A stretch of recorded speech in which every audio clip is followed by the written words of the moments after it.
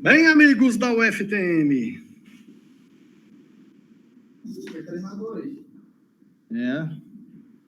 Sobrevivi ao Alok.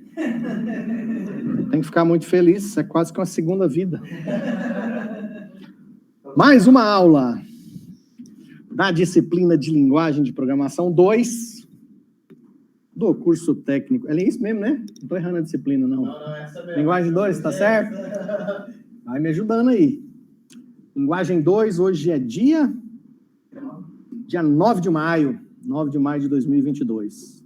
Simbora continuar aqui seguindo aquele tutorial do Java. Então, deixa eu já compartilhar minha telinha aqui. Gravação ali, tudo certo. Oi?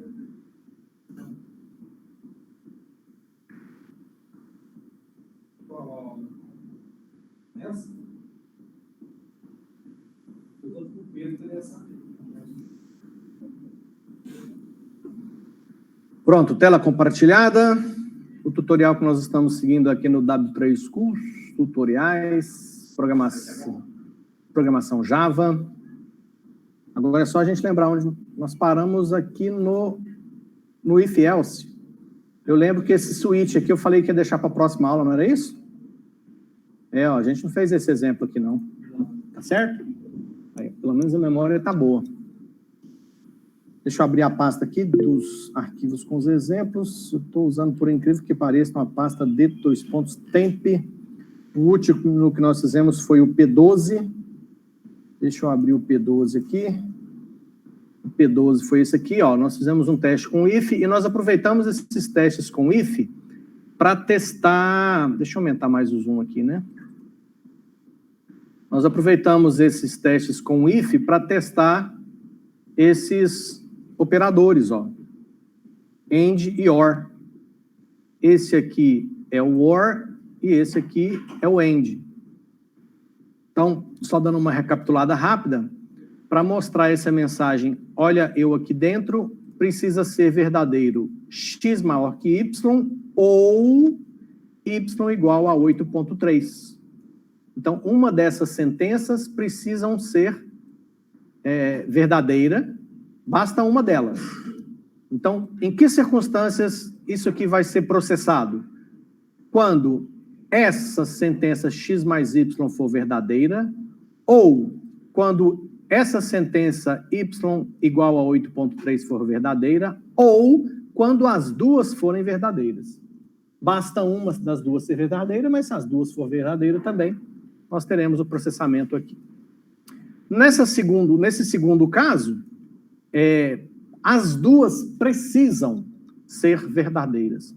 Então, essa instrução que está aqui dentro na linha 12, ela só será processada se o y for maior que x e o x menor do que 3. As duas precisam ser verdadeiras para que a sentença aqui dentro seja processada. Depois desse rápido flashback, vamos para o nosso P13. P13. Deixa eu já salvar ele aqui. P13.java. Tanto faz? Tanto faz o compilador que a gente está usando, né? Não, o compilador é compilador Java. Não, mas eu digo que seja Java. Eu digo, por exemplo, eu estou usando o computador na internet. Você está falando do editor, para criar o código. Java. Sim. Só que eu não estou usando o CMD. Não, beleza. Se você está conseguindo acesso a um compilador Java, se ele está local ou na nuvem, aí é só um detalhe geográfico, né? Mas, entendeu? Desde que seja um compilador Java. Aí, muito boa a sua pergunta, porque, veja bem, todo compilador ele tem uma evolução de versão. Nessas evoluções de versões, tem coisas que são descontinuadas ou desativadas e tem coisas que são criadas. Então, o seu código-fonte tem que estar compatível com aquela versão de compilador que você está usando. Por exemplo, pode ser que... Aqui é difícil porque aqui é muito básico do básico. Mas pode ser que o if, numa versão do Java, tenha sofrido uma mudança de sintaxe, ou tenha acontecido alguma coisa com ele, que se você estiver usando um compilador mais novo, você precisa estar atento a isso. Ele vai dar uma aviso daquele argumento. Pode ser aviso, agora, porque o que acontece? Eles não desativam um recurso de uma hora para outra. Eles avisam, ó, vamos supor, deixa eu mostrar para vocês aqui, porque eu acho legal, eu vou mostrar no PHP, que é mais fácil, mas a lógica é exatamente não só no PHP, como no Java, como praticamente em todas as linguagens de programação tem esse mesmo conceito. Aliás, é um conceito até de, mais do que de compiladores, é um conceito de desenvolvimento de software mesmo. Deixa eu lembrar aqui de algum comando, deixa eu pensar aqui em alguma coisa que possa estar sendo descontinuada.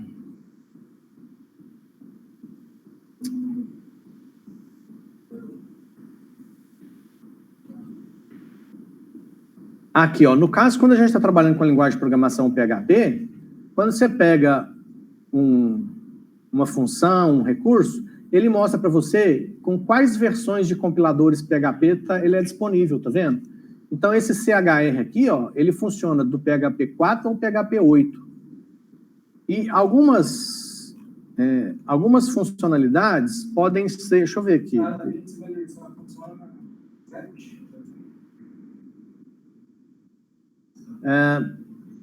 Deixa eu ver esse delete aqui.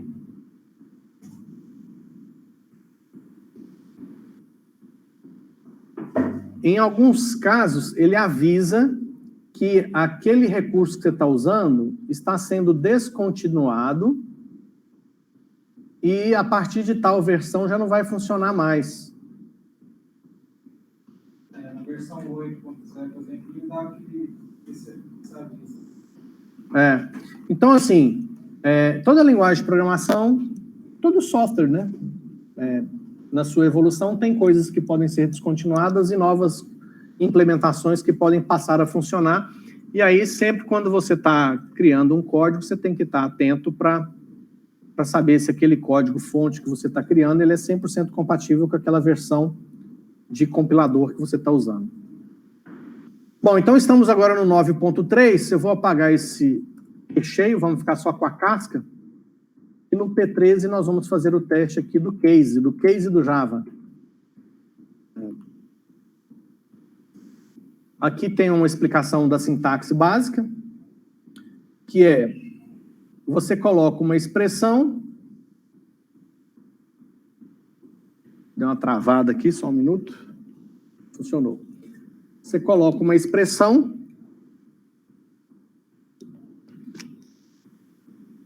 e depois avalia uma série de possíveis valores que te interessam para aquela expressão.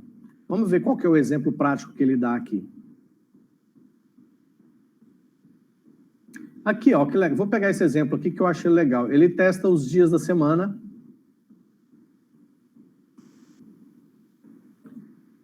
Vamos colocar ele aqui e fazer um teste prático. Deixa eu aumentar isso aqui para ficar o mais possível. A gente possa ver o código inteiro. Vou tirar um pouco desses comentários aqui. Vou diminuir esses comentários para ficar numa linha só para a gente ganhar espaço. Pronto, vai ficar só numa linha esses comentários. E esse código aqui é o código que nós vamos analisar.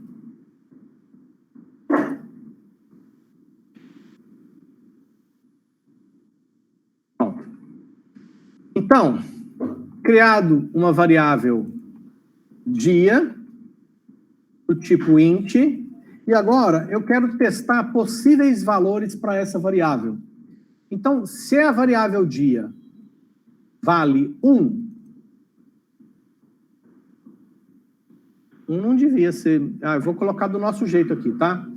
1 vai ser domingo, 2 vai ser... É porque eu gosto de combinar. 2, segunda, 3, terça, 4, quarta, tá? 2, segunda, 3, terça, 4, quarta, 5, quinta, 6, sexta, 7, sábado. Pronto. O primeiro teste que nós vamos fazer vai ser para o dia igual a 4 e ele deverá mostrar, então, quarta.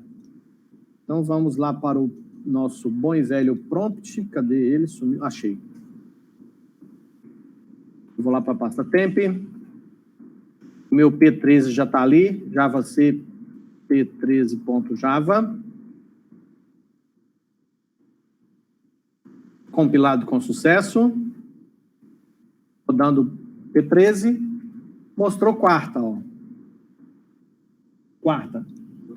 Então, esse formato do switch é: você coloca aqui dentro uma variável e depois você testa os valores que você deseja para ela. Sempre usando um break para quando você encontrar aquele valor que você deseja, para ele parar, para ele não seguir, né, testando outras possibilidades. Certo? Então, esse vai ser o nosso P13. Copiando, fechando, vamos para o P14. No P14, eu acho que o Java também tem uma outra forma de switch e nós vamos testar o P14. Vamos ver aqui mais na sequência do tutorial se ele coloca mais algum exemplo. Aqui ele está falando do break. Aqui ele testa uma opção chamada default. Ou seja, se nenhuma das possibilidades anteriores não foram contempladas, ele vai colocar a opção padrão. Vamos testar. Só que eu vou trocar o contexto aqui, tá? Então, no nosso P14, nós vamos colocar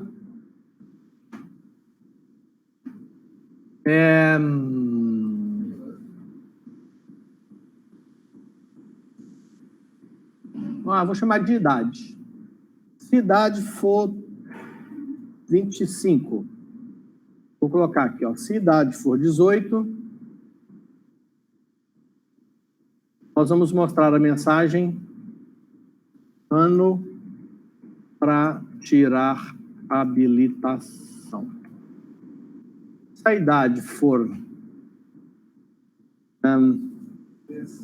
40, se a idade for 40, liberado para o casamento. Aí é só uma sugestão, tá? Eu acho que casamento só depois dos 40. Você casa depois dos 40. Caso contrário, se nenhuma das opções forem contempladas, né? Se nenhuma das opções anteriores forem verdadeiras, ele vai entrar na opção padrão, que é essa daqui, que nós vamos falar. Viva a vida feliz. Exatamente, como se fosse o else, né? Viva a vida feliz da Silva. Pronto, é isso. Esse será o nosso P14. Vamos para a compilação do P14. Compilando o P14, erro. Coloquei idade aqui, mas a variável aqui ficou day. Então, vamos trocar a idade, né? Senão, não vai funcionar. Erro de compilação, falando que ele desconhece DAY, day.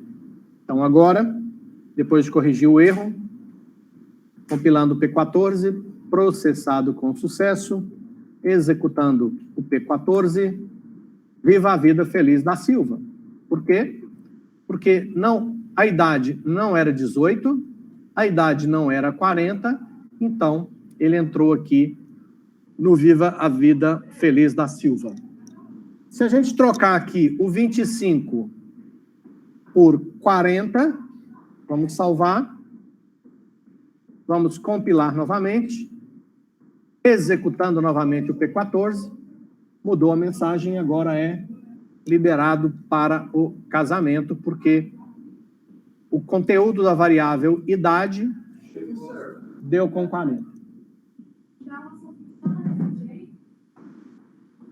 Não entendi. Não. Não, na realidade, aqui a gente está usando esse instrumento só para aprender um pouco da linguagem, o básico de como ela funciona. A gente está entendendo só como é que funcionam as estruturas, a gente está entendendo como funcionam as ferramentas. Mais à frente, nós vamos começar a usar esses conceitos que a gente está aprendendo para montar códigos mais complexos. Nós vamos trocar o nosso ambiente de desenvolvimento também. Nós vamos sair desse Notepad++, vamos para um outro ambiente mais amigável.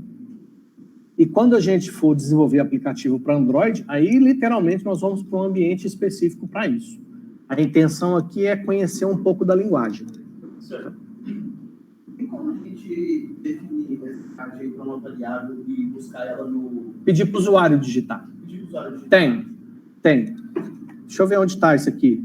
É o input.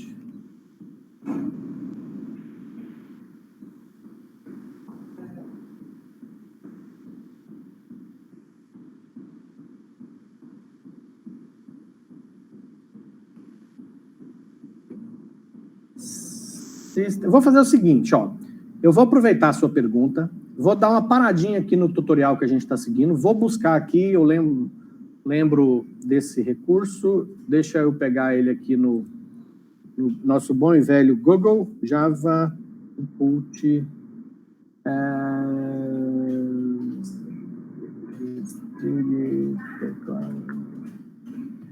System, blá, blá, blá, entrada de... É Scanner, é a classe Scanner aqui, ó, só para...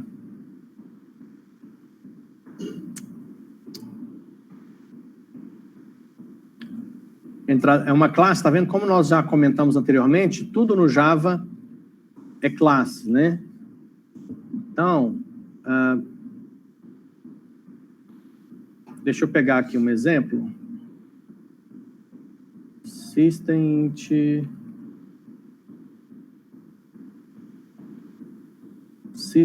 reading. Essa é outra opção aqui também. Mas vamos ver da classe Scanner. Aqui, ó, você cria uma instância da classe Scanner. Vamos colocar isso lá no nosso. Então, a idade, não é que a idade vai ser mais 40. Nós vamos criar. Ei, caramba. Vou criar uma instância da classe Scanner, que se chama ler. Ou então eu vou chamar... Pode ser ler mesmo. E esse scanner está associado system.in, ou seja, entrada do sistema, tá? E aí depois, basta a gente usar desse formato aqui, ó, ler.nextInt. Ele vai pegar a entrada e jogar na variável n. Então a gente vai fazer o quê? Nós vamos deixar a nossa variável idade, vamos deixar ela começar com 0 mesmo. E aqui na sequência nós vamos fazer um ler, um idade igual a ler.nextInt. Então, só para explicar de novo o que eu fiz. Criei uma instância da classe Scanner que se chama ler. Essa classe em Scanner eu usei aqui como parâmetro entrada do sistema. Criei a variável idade do tipo int. E aí depois eu coloquei, idade vai receber o valor que a classe Scanner vai ler do teclado, nextInt. O nextInt, esse método da classe Scanner, vai pegar um int do teclado e jogar na variável idade. E aí agora, em vez de...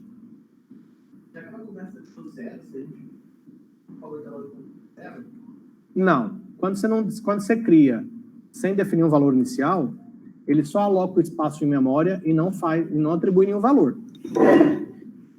Então, se você tentar acessar isso aqui, pode dar um pau ou pode mostrar uma sujeira de memória que estava naquela posição. Uma vez que você alocou um espaço de memória sem definir um valor inicial. Bom, agora o que mudou na nossa brincadeira? Vamos salvar isso aqui. Mudou que agora nós podemos compilar o P14. Faltou ponto e vírgula. Faltou ponto e vírgula, né? Salvou.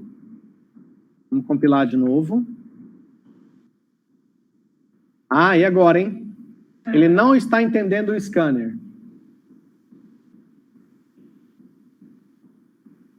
Temos que importar a classe scanner para dentro do nosso código. Import Java. Exatamente. Ou seja, eu tenho que importar a classe scanner que está dentro do pacote util Java, java.util lá, tá vendo? Então, se a gente não importar e colocar dentro do nosso código, o compilador não sabe que ele tem à disposição esse código para usar. Agora que eu importei essa classe, eu posso mandar compilar, e agora compilou. Podemos executar, e agora ele está esperando. Ó. Estamos executando o nosso P14. Vou digitar 40. Enter. 40, liberado para o casamento. Vamos executar o P14 de novo. Vamos digitar 18 agora. Ano para tirar a habilitação. Vamos executar o P14 agora e colocar 33. Viva a vida feliz da Silva. Show? Beleza, então esse aqui foi o nosso P14. Vamos agradecer esse DevMedia aqui. Muito obrigado pela dica. Aliás, eu fui copiar deles uma vez um exemplozinho de um aplicativo para Android que fiz com a turma, acho que semestre passado. Vamos fazer, dando erro, não rodava de jeito nenhum. Tinha um errinho no exemplo deles. Fiquei quase 2 horas aqui brigando com a turma. Aí, não, porque eu falei assim, não é possível, o cara postou um negócio com erro, não é possível, eu não acreditava de jeito nenhum. E assim, eu não fui olhar o código. Fiquei muito tempo, porque eu não acreditava que pudesse ter um código com erro no site, né? E aí eu fiquei testando outras coisas. Será que está com problema na máquina virtual Android que está rodando? Blá, blá, blá.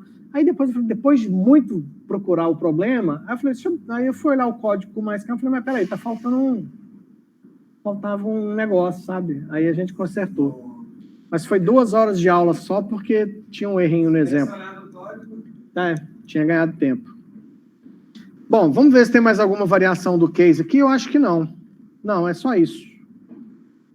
Esse é o exemplo que nós implementamos agora.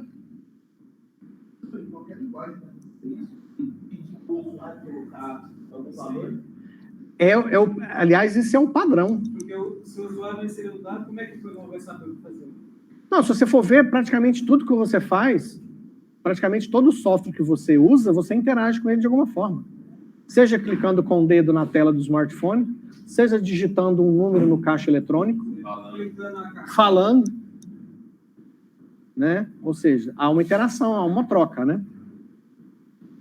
Agora, depois desse bloco de if, else e do case, nós vamos para as estruturas de repetição, que são as estruturas que me permitem criar um bloco onde um conjunto de instruções podem ser processadas várias vezes até que uma determinada sentença seja verdadeira ou falsa. O primeiro que nós vamos testar aqui é o while. Então, enquanto uma determinada condição for verdadeira, tudo que está dentro do bloco do while será processado várias vezes. Exemplo. Vamos copiar esse exemplo aqui. Esse será... Bom, agora eu perdi aqui, né? Perdi o meu... Deixa eu pegar lá o P14 de novo. O P14 já está na nossa versão mais resumida. Esse agora será o P15. E dentro do P15 nós faremos...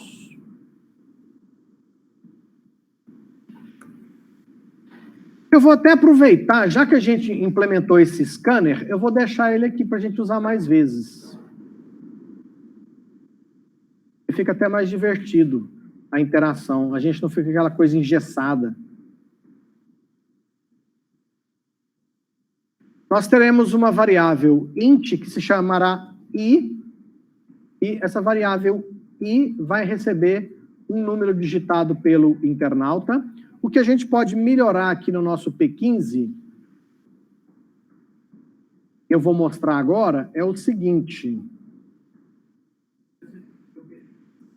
Vou lá corrigir, só um momento. O que eu escrevi? Ah, pois P155, né? Falta muito, algumas semanas. P15. Pronto, P15. Não sei se vocês sentiram falta também, no P14, simplesmente fica esperando sem nada, né? O usuário fica meio perdido, né? Aqui a gente vai ajudar o usuário, ó. Nós vamos dar uma mensagem para ele. Digite um número. E eu não vou pôr o print LN, não. Vou pôr só o print, para não mudar de linha. Porque aí o cara vai digitar o valor bem na frente da nossa mensagem. E aí, o nosso int, nós vamos, enquanto o i for menor do que... Não, na realidade, nós vamos criar duas variáveis, o i e o j. I e o j. O j... I vai começar com 0. Depois o internauta digita, tá? O j vai começar com 0. E aí nós vamos fazer, enquanto o j for menor do que o i. Quem informa o i é o usuário. Ele digita via teclado aqui, ó. Então, o j começa de 0. Nós vamos mostrar o valor de j. Eu vou comentar esse código aqui, tá? Vamos lá. Classe para usar... Vou chamar de teclado. Para usar teclado. E para usuário, para receber o número digitado pelo usuário. J para para variar de 0 ao número digitado em i. Ou seja, o J vai começar de 0. Se o cara digitar 10, eu vou mostrar para ele 0, 1, 2, 3, 4, 5, 6, 7, 8, 9, 10. Aliás, vou só até 9. Porque J é menor do que 10. Oi?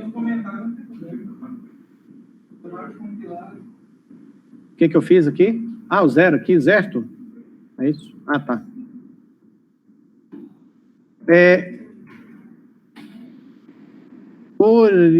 Orientação para usuário, ou seja, digita o número, estou dando uma orientação para o usuário, certo? Método da classe scanner para ler o número via teclado. E deixa eu aumentar isso aqui para não ficar quebrando linha. Não. Se você está guardando os códigos para estudar depois, eu recomendo. Porque se você vai estudar o código depois, se ele está comentado, mais fácil de entender.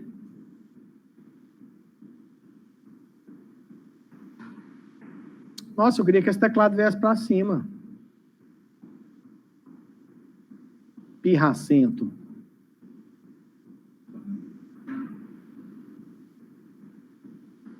Se eu trocar o via por no, eu economizo uma letra. Se eu tirar isso aqui, método da classe scanner para ler número no teclado. Ficou bom também, dá para entender. Oi? Aí a gente tem que olhar lá na definição do int, porque a gente está trabalhando com o método primitivo int, e lá na definição dele que a gente sabe qual é a faixa de valores que ele pode assumir. Eu não vou mostrar, vou mostrar o J, mas eu vou mostrar uma vírgula separada. Não vou mudar de linha. E vou colocar o número e uma vírgula depois. Não pode ser aspas aqui, né? Tem que ser apóstrofo, não lembro. Sei que tem um pau desse aí. Vou colocar uma vírgula separando. Beleza, então, J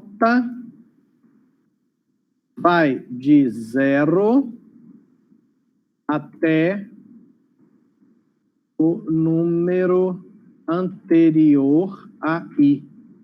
Por que o número anterior a I? Porque é J, enquanto J menor do que I.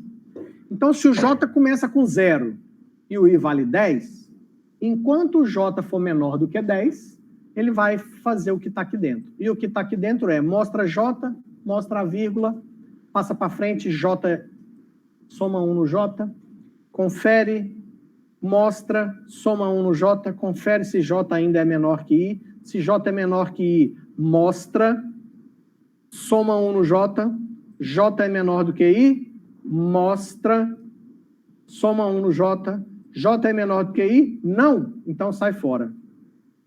Não saiu fora, eu vou até botar uma mensagem aqui, ó. Game over.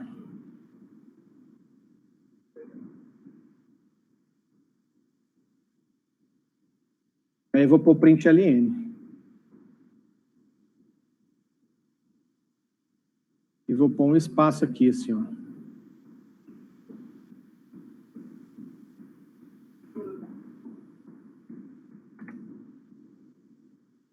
Bom, esse será o nosso P15. Vamos à compilação do P15. Então, Java C P15.java. Oh, caramba, é meu teclado, gente. Meu teclado, o 5 do meu teclado aqui está um espetáculo.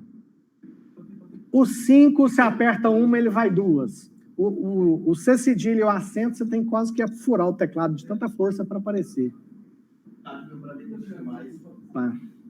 Vai falar mal teclado membrana, cara. Olha lá, ó. Eu fiz bobagem. Era aspas mesmo e eu achei que ia trocar aqui. Eu gosto de teclado membrana porque é silencioso. Tem uns mecanismos silenciosos. Não. Compilando o P15 de novo, compilado com sucesso. Na hora de executar o P15 agora, olha como é que ficou melhor. Digite um número. Lá no P14, ficava lá, o usuário tinha que adivinhar. Nem sabia. Aliás, essa é uma preocupação que todo desenvolvedor tem que ter na hora de criar um software. Você tem que orientar, Vou falar, não tô nem aí. Você tem que considerar que o usuário é uma topeira. A gente sabe que os usuários são topeiras, mas você tem que considerar que ele é muito topeira. Então, explica para ele direitinho o que ele precisa fazer. Tá? Então, vamos digitar o número. Se eu digitar 12, Enter, olha lá, 0, 1, 2, 3, 4, 5, 6, 7, 8, 9, 10, 11, PIN, 12, 13, 14, PIN, entendeu? Game over. Se a gente executar o P15 novamente e digitar o número 4, 0, 1, 2, 3. Hoje eu vou passar um desafio para vocês. Hã? Você não entendeu? Não. Vamos lá. Vamos repassar. Vou terminar de comentar. Mostra o valor de J e a vírgula. Soma 1 em J. Mostra a mensagem. Vamos lá. Nós estamos no primeiro exemplo para aprender o que nós chamamos de estrutura de repetição. O que é estrutura de repetição? É um código, um comando que, enquanto uma determinada sentença for verdadeira ou falsa, tudo que está programado dentro da estrutura de repetição será repetido. Então, vamos entender como é que é essa estrutura de repetição aqui. Fazendo uma tradução bem grotesca aí para o nosso idioma, é como se eu falasse assim, ó, ô Java, enquanto o J for menor do que o I, você repete esse bloco de programação que está aqui dentro. Então, se o cara digitou na variável I, via teclado, aqui na linha 9, ele digitou 5, enquanto o J, que começou com 0, enquanto o J for menor do que 5, ele vai fazer isso aqui dentro. Então, ele faz, o J vale quanto? 0. O I vale quanto? 5. Então, 0 é menor que 5? Sim. Então, ele mostra o 0, a vírgula, J mais, o J passa a valer 1. Ele valia 0, mais 1, J vale 1. J vale 1, é menor do que 5? Sim, é verdadeiro. Então, ele vai e repete novamente. Mostra o J que vale 1, mostra a vírgula, J que valia 1 passa a valer 2. E assim sucessivamente. Enquanto essa sentença é verdadeira, ele vai repetindo. Vai chegar um ponto que ele faz com o J valendo 4. Aí ele vem aqui, J mais, J passa a valer 5. J é menor do que 5? Não. J não é menor do que 5. J vale 5. O I vale 5. Então, essa sentença é falsa. Quando terminou, é falso. Ele sai desse bloco de repetição e segue o algoritmo na linha fora do bloco de repetição. Aí ele passa para cá, executa isso aqui e segue o fluxo do algoritmo. Ele fica repetindo esse bloco que está dentro do while enquanto essa sentença for verdadeira. Entendeu? Pode falar. Enquanto a gente escreve, está dando valor para o I primeiro? A variável I é o usuário que digita via teclado graças ao método nextInt da classe scanner. Então, olha só, repetindo aqui a execução, quando eu executo o P15, ele mostrou, olha só aqui, vamos acompanhar a execução aqui no prompt com o código-fonte do lado. Ele acabou de mostrar a mensagem digite um número, que é o da linha 8 lá do nosso algoritmo. Linha 8 do nosso algoritmo aqui. Agora, ele está executando a linha 9 do nosso algoritmo. A linha 9 é o quê? Ler.nextInt. Ele está aguardando que o nosso algoritmo está parado nesse momento, esperando o usuário digitar um número aqui via teclado. Se ele digitar 66 e der Enter, vai seguir o fluxo do nosso algoritmo a partir da linha 10, onde o J vale 0 e o I vale 66. No caso, quem J mais é transformar então. Isso, é o incremento e decremento que nós vimos na aula passada ou retrasada, né? J é o J igual a J mais 1. Né? J menos menos é o J igual a J menos 1. Então, se eu digitar 66, olha lá. Vamos. Se colocar se o I for menor que o J. Se ele digitar, por exemplo, 0, não faz nada, só game over. Por quê? Porque esse cara aqui, ó, na primeira vez, ele já foi falso. Se ele já foi falso, nada daqui foi processado, já vem direto para cá.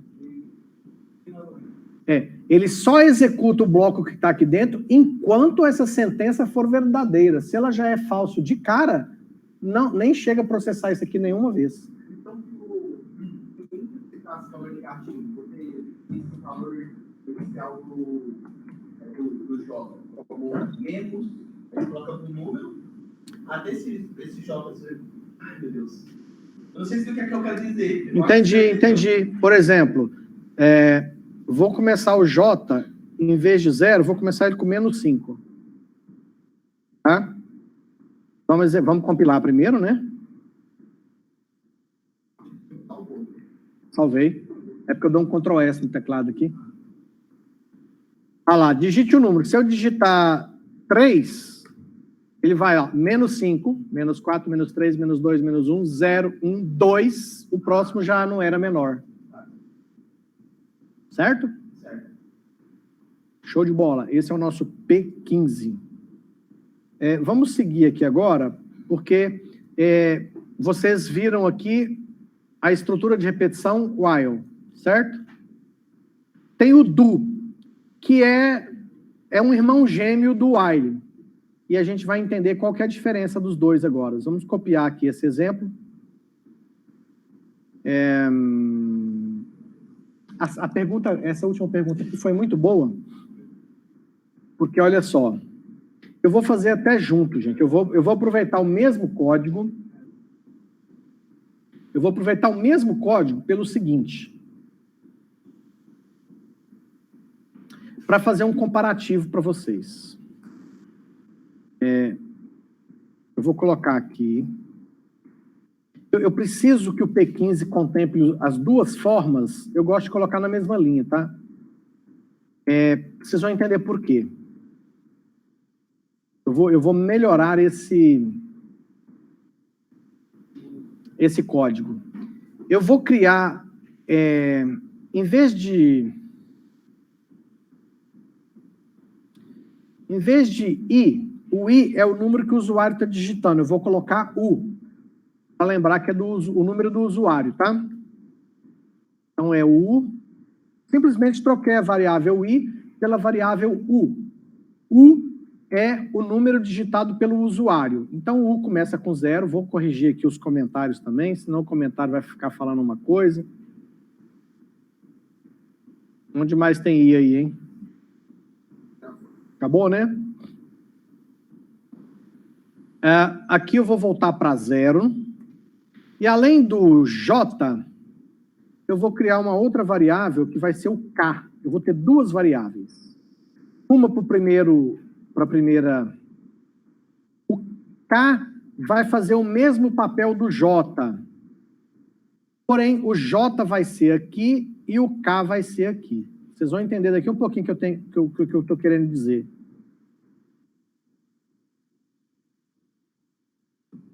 Eu vou dar uma mensagem aqui, ó. Vamos para o próximo. Vou chamar de loop, tá? Loop é um termo. Aliás, vamos.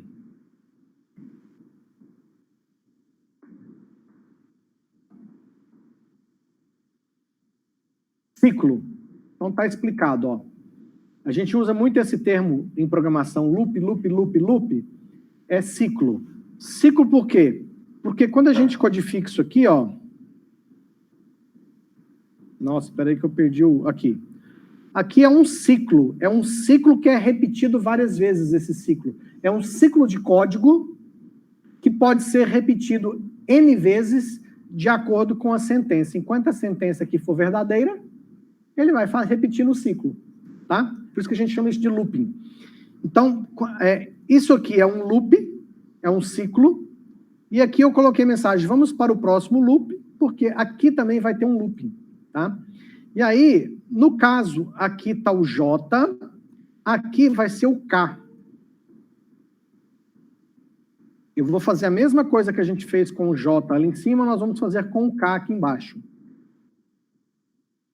Enquanto o K for menor do que o número digitado pelo usuário. Eu quero que vocês percebam qual a diferença de fazer o while e fazer o do while. Eu disse que os dois são irmãos gêmeos. Eles têm uma pequena diferença de um para o outro que eu preciso que vocês entendam. Por isso que eu estou fazendo essas duas possibilidades aqui e nós faremos alguns testes de valores para vocês entenderem.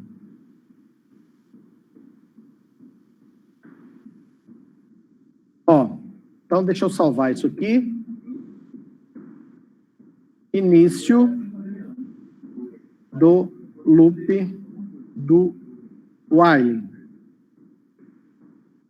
Mostra o valor de K e a vírgula.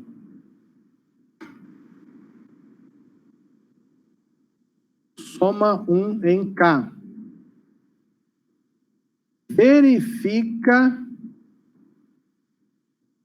se K é menor que U. Bom, eu vou explicar a diferença e depois nós vamos testar.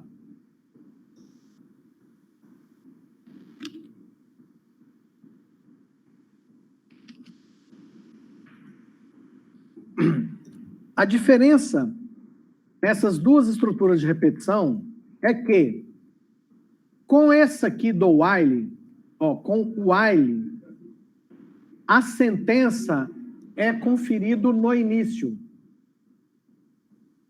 Antes de executar o primeiro ciclo, verifica se a sentença é verdadeira ou falsa. Nesse outro formato, que é o do while, ele executa o ciclo uma vez para depois conferir se a sentença é verdadeira ou falsa. Então, a diferença é que, quando você usa o do while, o ciclo 1, o primeiro ciclo, será processado, porque a sentença só é conferida no final da execução do ciclo. Aqui, a sentença é conferida antes da execução do ciclo. Não, aqui indifere de como vai iniciar. Ele sempre vai executar isso aqui, independente se é verdadeiro ou falso, porque ele só confere depois. Vamos testar que fica mais fácil de entender. Salvei aqui o nosso P15. Vamos compilar o P15. Compilou sem problema. Vamos executar o P15. Se eu colocar... vou colocar 4. O que vai acontecer? Deixa eu melhorar isso aqui, gente, porque... Só um segundinho, tá? Porque aqui ficou com LN. O daqui não tinha LN. Eu quero que fique igual, tá? E aqui eu vou colocar uma mensagem em branco para forçar ele mudar de linha. Eu vou passar... Vou imprimir nada.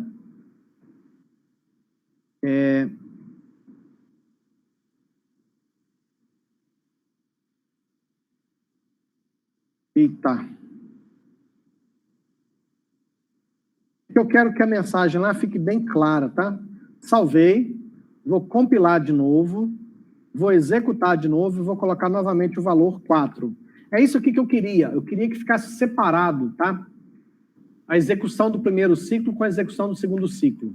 Vocês estão vendo... a execução da primeira estrutura de repetição, que é o da linha 11, com a execução da linha 18. Veja que aqui, ele mostrou 0, 1, 2, 3. Vamos para o próximo loop. Aqui ele também mostrou 0, 1, 2, 3 e depois mostrou game over. Deixa eu mexer aqui mais um pouquinho, porque eu não gostei do que eu vi. Eu quero que o game over fique separado. Deixa eu compilar isso aqui de novo. Deixa eu executar isso aqui de novo. Deixa eu colocar o 4. Agora eu gostei. Eu gostei porque aqui está o primeiro while e aqui está o do while. Vocês concordam que o resultado foi exatamente o mesmo? Tá. Mas então parece que é igual, mas não é. Se eu digitar 0, o que vai acontecer? Olha lá. Aqui, o que aconteceu? O J é 0. O usuário digitou 0. Então, ele chegou aqui e perguntou, 0 é menor que 0? Não. Então, ele não executou esse cara aqui nenhuma vez. Já pulou. Ou seja, ele testou a sentença primeiro, a sentença já era falsa, ele não executou isso aqui nenhuma vez e foi embora para cá. E fez isso aqui. Chegou aqui, ele executou o primeiro ciclo... e depois foi perguntar se 0 era menor que 0. Então, ele executou, mostrou o 0, e depois ele perguntou, 0 é menor que 0? Não, então vou embora. Não vou repetir o ciclo que já foi executado uma vez. Então, qual que é a diferença dos dois? Nesse while, o teste está no começo. Então, ele só vai executar o primeiro ciclo, segundo, terceiro, quarto, quinto ciclo. Ele só executa o primeiro se a sentença for verdadeira. Nesse aqui, não interessa se a sentença é verdadeira ou falsa, porque ele executa o primeiro ciclo para depois testar a sentença para saber se é verdadeira ou falsa. Então, quando você usa do while, vai ser executado o primeiro ciclo, independente do que seja, e ele só testa depois a sentença para saber se é verdadeiro ou falso. Ficou claro?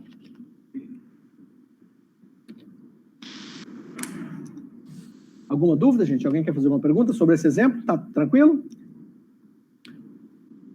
Então, fechou. Esse é o nosso P15. Oi. Não entendi. Sim. Vamos lá. Vamos fazer um resumão do que a gente estudou aqui. Nós estamos testando o while e do while. São duas estruturas de repetição. Nós temos, nos dois casos, um conjunto de linhas de algoritmo que formam o ciclo que será repetido sempre que a sentença for verdadeira. No caso do while, ele testa a sentença no começo. Então, quando o fluxo do algoritmo chega aqui a primeira vez, ele testa a sentença e o ciclo só será processado se a sentença for verdadeira. Seguindo o fluxo do algoritmo, quando ele chega no do while, ele executa o primeiro ciclo uma vez, independente da sentença ser verdadeira ou falsa, porque o teste da sentença está no final. Então, quando ele chegar aqui na linha 17, ele executa o ciclo de repetição uma vez e depois ele vai testar a sentença. K é menor do que U? Se for falso, ele segue o fluxo. Se for verdadeiro, ele volta e repete o ciclo mais uma vez. Certo? Fechou. Esse é o nosso P15. Então, com isso, nós já aprendemos, de acordo com o nosso roteiro aqui, que é o tutorial, nós testamos o while e o do while. Show de bola. Nós vamos agora para o for. O for, ele é muito legal, muito simples, tá? Deixa eu criar aqui, então, agora o nosso P16. Vamos apagar isso aqui quase tudo.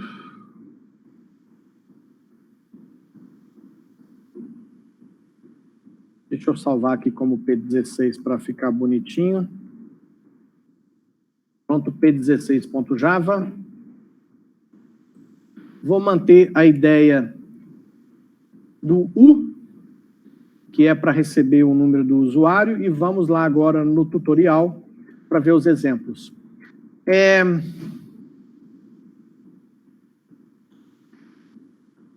Vou pegar esse primeiro caso aqui mesmo.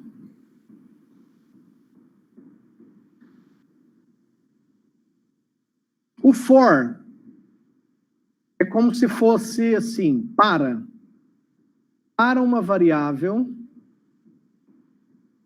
só que eu vou criar uma variável x, não vou usar esse int 0 assim igual ele está fazendo, não. Vou criar aqui uma variável x. Então, eu tenho uma variável x. Então, para x igual a 0, enquanto o x for menor do que o número digitado pelo usuário, x mais mais. A gente vai ter resultados muito similares. Vou mostrar o valor de x e depois vou mostrar uma vírgula. Está separado. E aqui não é vírgula, aqui é mais, né? Então, vocês vão ver que aqui nós vamos ter uma situação muito similar ao que nós vimos no exemplo anterior do P15, tá? Então, vamos lá, vamos fazer comentário.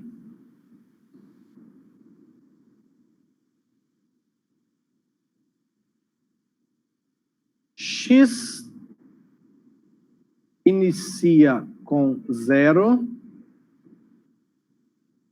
e enquanto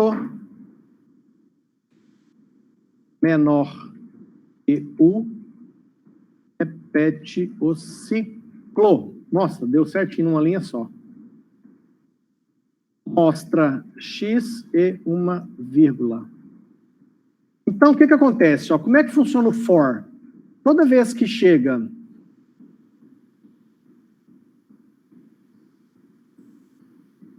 Eu sou uma topeira também, né? Podia ter tirado essa opção de quebrar a linha, que aí o comentário fica lá para frente, não tem problema.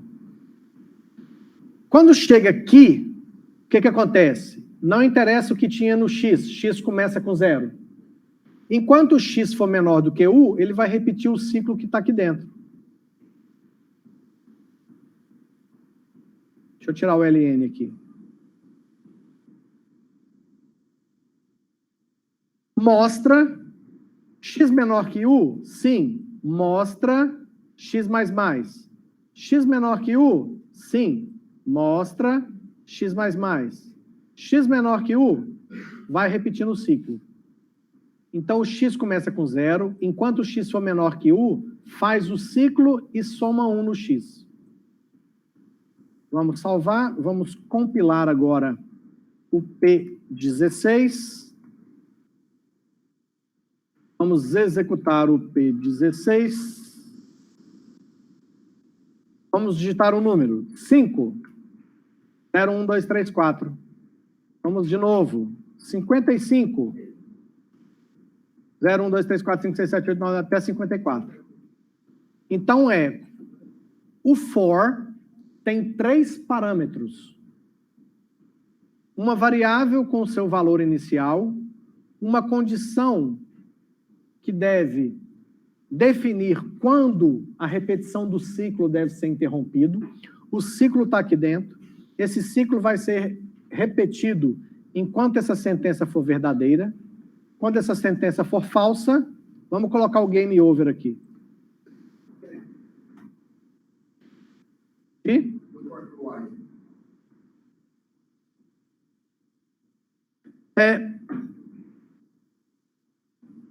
Só o formato, cara. Porque o for e o while faz a mesma coisa. Vamos pôr um do lado do outro, até para a gente entender melhor a sua dúvida.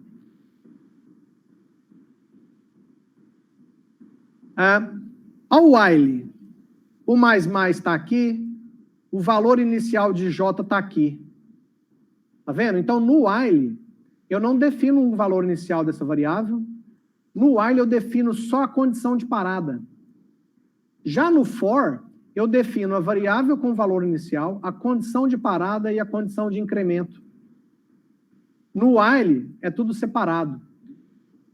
No for, eu faço tudo junto ali dentro do for. Aqui no while, esse J teve um valor inicial lá para trás. Esse U, o incremento está aqui em uma linha dentro do ciclo. E aqui no while eu ponho só a sentença de parada. No for, eu já monto a estrutura aqui. Teoricamente, para o programador, o for é mais simpático de ler. Você pegou um código de um cara, quando você olha o for, você já entende tudo aqui, ó. Opa, esse x vai começar com 0, enquanto esse x for menor do que um u, e o x mais mais. Eu já vejo, da estrutura de repetição aqui, eu já vejo, já entendo tudo aqui. No while, eu sei que tem um j que lá atrás do meu algoritmo recebeu algum valor, tem um u também que recebeu algum valor em algum lugar, e aqui no while só testa essa condição. Enquanto essa condição for verdadeira, ele vai rodando. Mas os dois fazem praticamente a mesma coisa, de forma diferente, com a sintaxe um pouco diferente. Mas o objetivo é exatamente o mesmo. Aí a grande pergunta, quando é que eu uso um e quando é que eu uso o outro? É igual quando você chega no self-service. Tem lá salada, tomate, pepino e repolho. Qual que você escolhe? De acordo com o seu gosto? Então, na programação, você vai descobrir no seu dia a dia como programador que na hora que você deparar com a situação, precisa fazer uma estrutura de repetição aqui. Eu vou usar o do while. Por quê? Porque eu preciso executar o ciclo pelo menos a primeira vez e testar só depois. O do while e o while tem motivo. Agora, o for pro while e do while... você já conhece como os três funcionam. No seu dia a dia de programador, você vai sentir. Tem hora que você vai pôr o while. Aqui o while vai ser melhor. Opa, aqui o for, para mim, eu acho que vai ser mais prático. Entendeu? Fechou? Então, esse é o nosso P16. O que eu ia fazer aqui? Ah, eu ia pôr só um game over aqui, para ficar...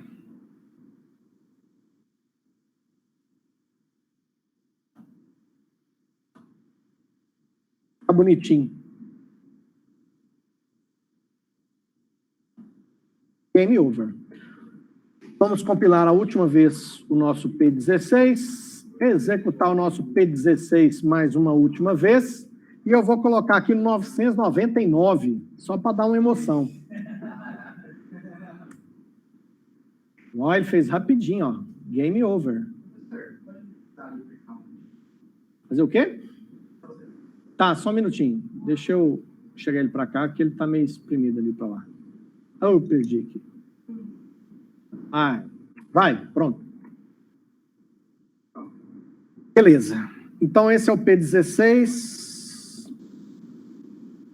Como se não bastasse, o for também tem um parente, ó.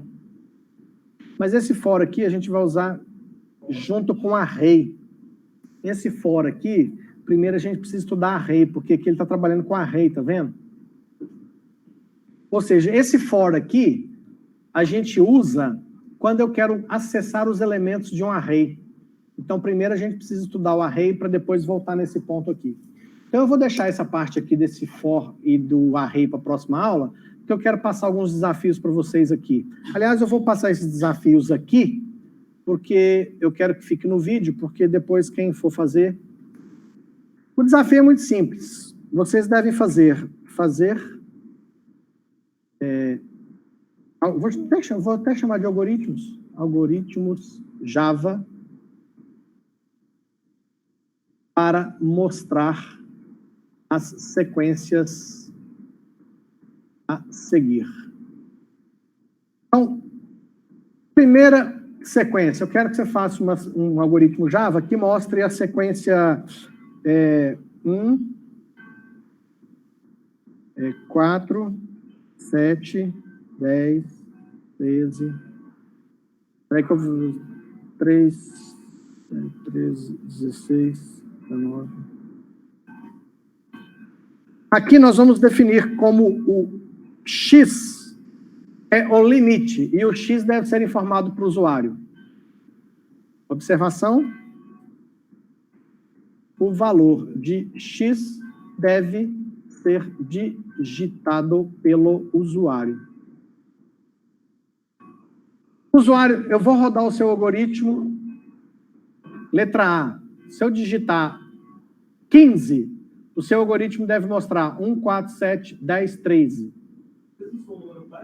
Indiferente. Digitei 15, você tem que parar no 13. Se eu digitar 19, você tem que parar no 19. Não, tem que mostrar o 16, porque o 16 faz parte da sequência. Certo? O X é o limite. Não necessariamente o X faz parte da sequência. Ok? Vamos fazer só uns 3 ou 4 aqui, vai. Vamos fazer uns fáceis e uns mais complexos.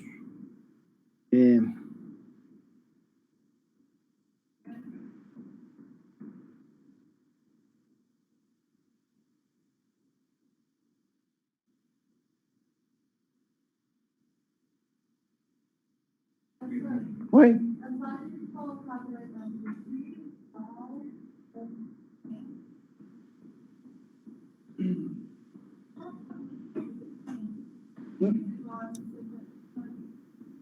Não. É igual aqui, ó. Eu vou executar o P16.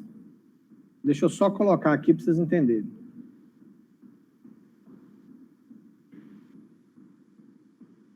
Tá vendo a letra A? A letra A, a sequência é 1, 4, 7, 10, 13, 16, 19, até X. Então, se eu digitasse aqui, ó, 15, ele deveria mostrar aqui, em vez de mostrar isso que ele está mostrando, ele deveria ter mostrado 1, 4, 7, 10, 13, 16, 19, aliás, até o 13, porque 16 e 19 passa de 15.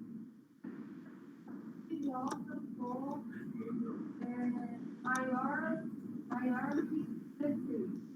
Aí coloca assim, Não.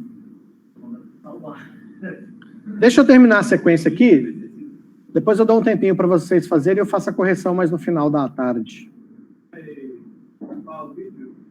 Vou interromper.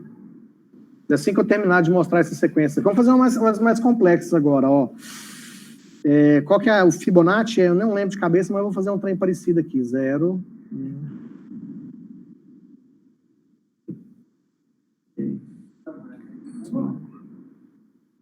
Nem sei se é Fibonacci, tá? Mas se não for, um trem... Esse aqui vai ser emocionante, hein?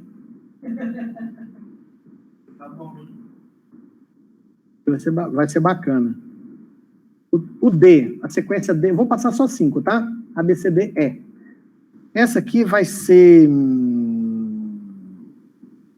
vai ser uma delícia essa aqui, quer ver?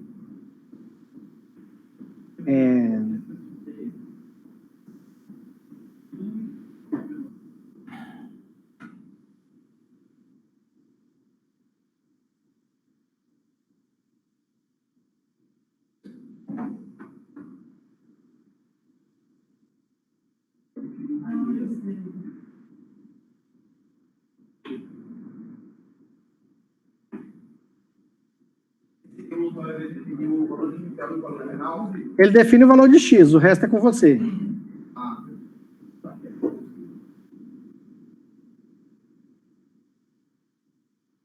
eu falar 5, você vai mostrar de menos 5 até 5.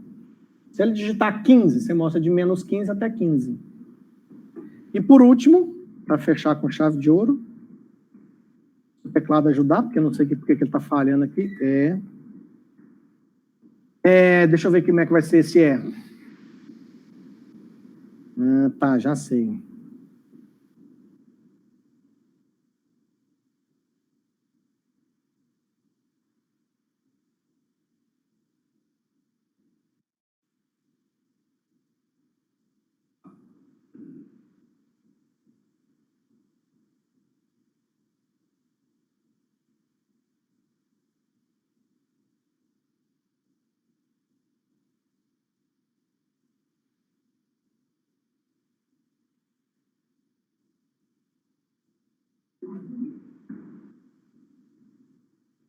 Pronto. Tá aí. 5 sequências. Você tem que descobrir o padrão e depois fazer o algoritmo. Tá, não, gente, facinho. Depois eu até conto. Aliás, eu até conto para facilitar, vai. Aqui, ó. Só doer. 0, 2, 4, 6, 8. Ou seja, está indo de 2 em 2, aqui de 3 em 3. 3, 6, 9, 12, 15. Então, o primeiro aqui vai de 2 em 2 e a partir daqui de 3 em 3. Você vai intercalando 0, 2, 3, 6, 2, 4, 6, 9. Certo? Certo. Então, divirtam-se. Deixa eu dar um stop no vídeo ali, depois, se for o caso, a gente grava a correção. A gente grava a correção e faz uma parte 2 da aula de hoje. Ou a gente deixa o pessoal da internet sem correção.